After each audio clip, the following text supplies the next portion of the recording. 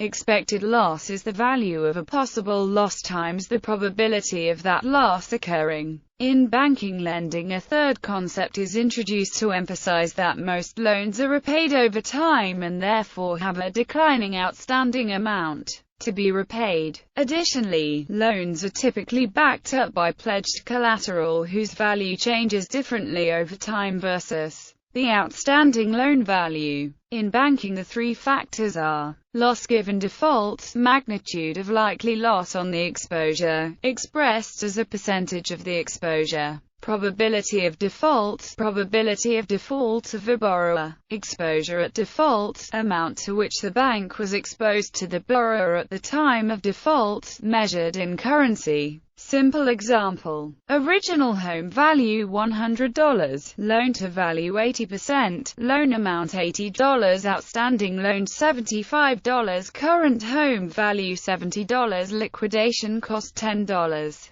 Loss given default equals magnitude of likely loss on the exposure, exposure at default $75, loan receivable write-off, exposure at default plus $70, house sold $10, liquidation cost paid equals $15, loss expressed as a percent minus 15/75 equals 20%, loss given default. Probability of default. Since there is negative equity, 50 homeowners out of 100 will toss the keys to the bank and walk away. Therefore, 50% probability of default. Expected loss in percent. 20% by 50% equals 10%. In currency loss x probability $15 * 5 equals $7.50. Check loss given default * probability of default * exposure at default 20% * 50% * $75 equals $7.50. PD and LGD may be correlated.